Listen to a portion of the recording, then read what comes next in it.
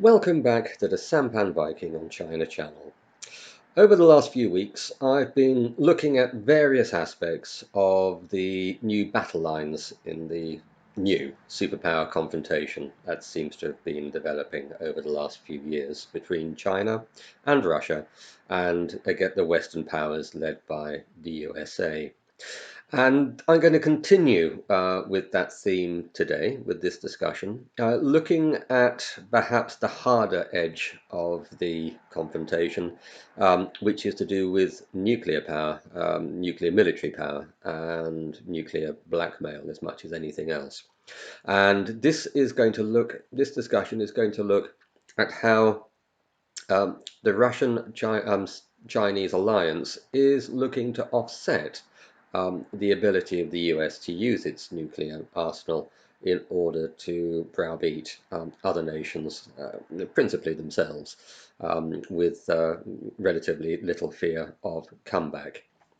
Now, as I've said in previous videos, the main strategy employed by the Chinese and Russian alliance is to act in concert, and we are seeing that in tensions being increasing both in the east around the Straits of Taiwan and the South Chinese Seas, and in the west projecting into Belarus, from Belarus and into Ukraine, etc.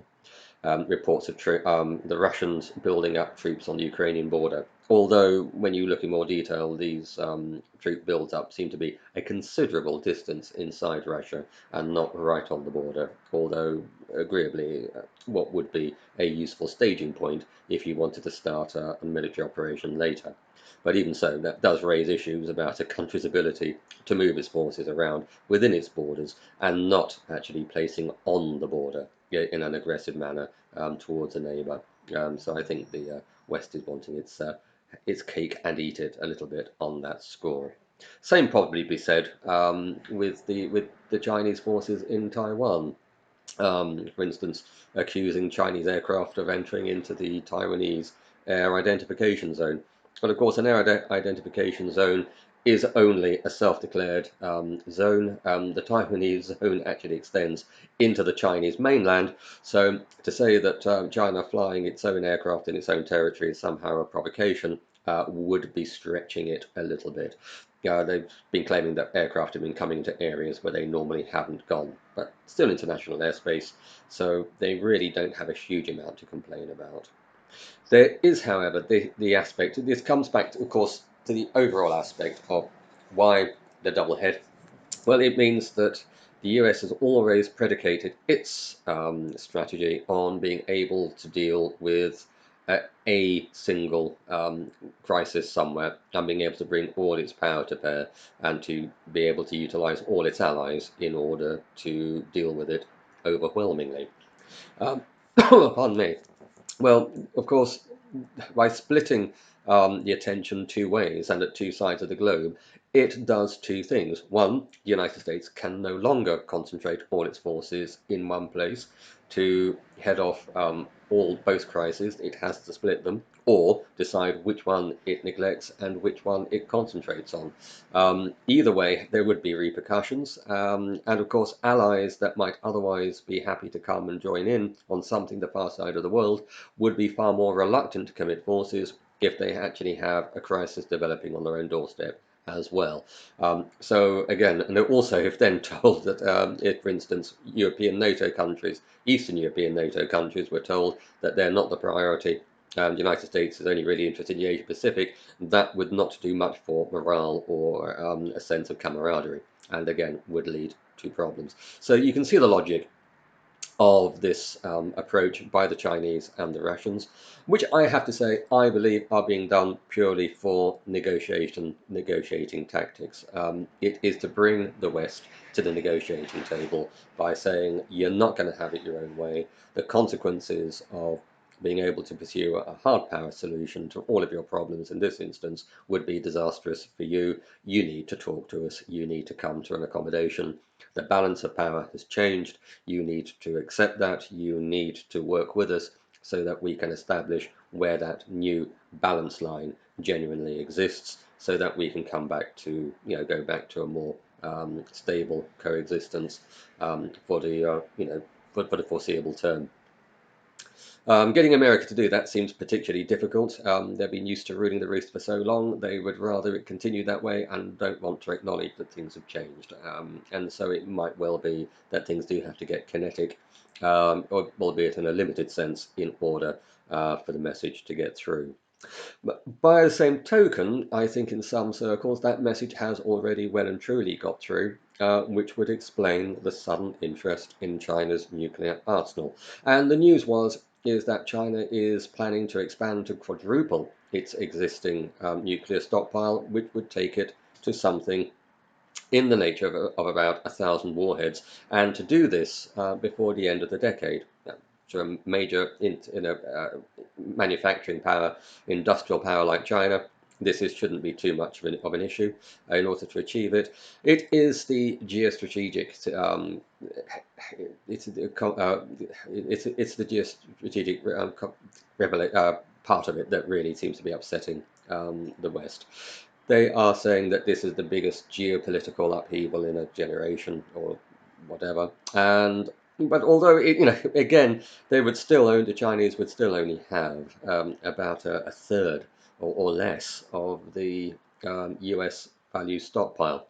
It does buttress on to another issue, which is to do with arms control, such as it is these days, it largely being abandoned by the US, where existing treaties have the Russians and the Americans with parity, and the Chinese saying, well, if you want us to join in, we also want parity, or you scale down to us.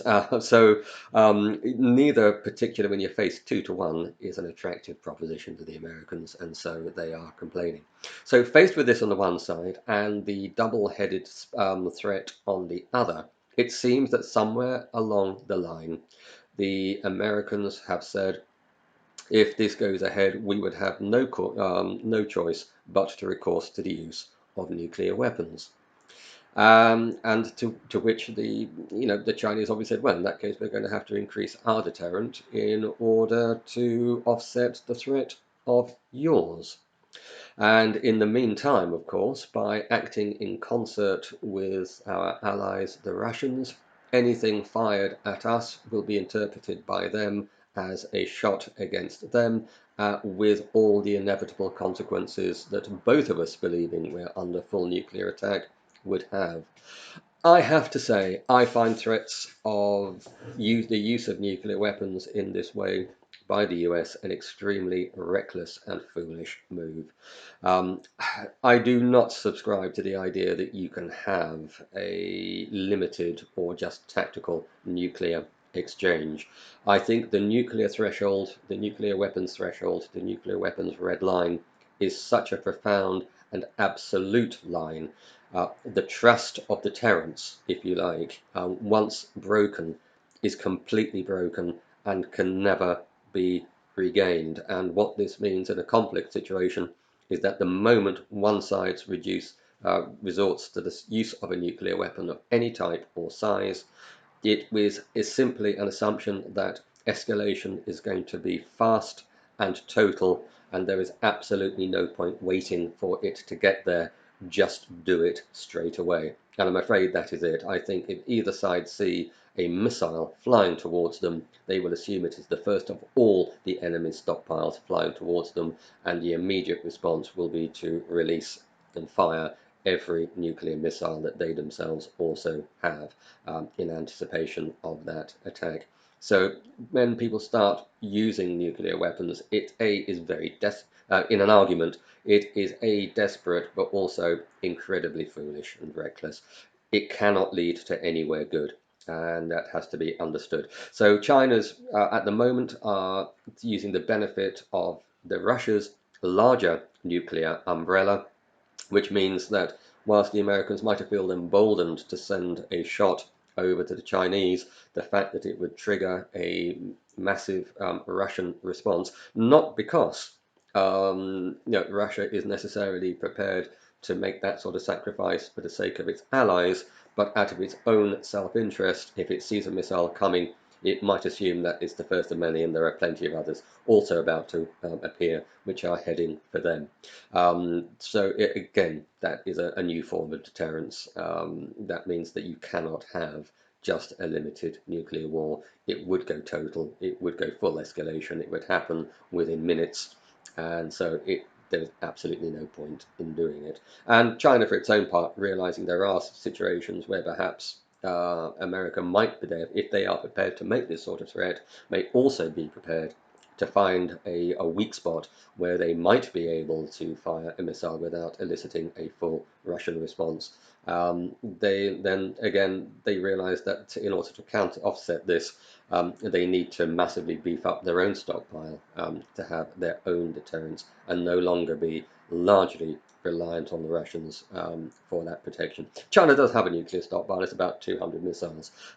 Maybe the Americans calculate that the amount of damage, maybe they'd have the ability to intercept some of them. Maybe just the scope of the damage on either side would be disproportionate in favor of them and against the Chinese. And so, as far as they're concerned, the Chinese deterrence, when push comes to shove, on its own, isn't a big enough deterrence to really make a big enough difference. You could argue the same. Well, in that case, why not North Korea as well? Ultimately, North Korea is a geopolitical minnow, and China is a giant. So it is the cost-risk analysis that the Americans have undertaken. And the easiest way to rectify that, of course, the Chinese realise, is simply to increase massively the size of their own stockpile, which means that calculation would no longer hold true. Well, there we are. The ugly world of nuclear blackmail and how to deal with it. I hope you've enjoyed this video, although it's not exactly an enjoyable subject. I hope you found it useful. If you have, please press like. If you don't subscribe to this channel, please do. It's cheap, it's free, and it helps the channel to grow. If you would like to share this video with anybody else, hit the share button. If you have any questions, would like to leave an opinion, please leave a comment. I will reply as and when, to my best of my ability, where it is appropriate. And I look forward to you all joining me for the next video.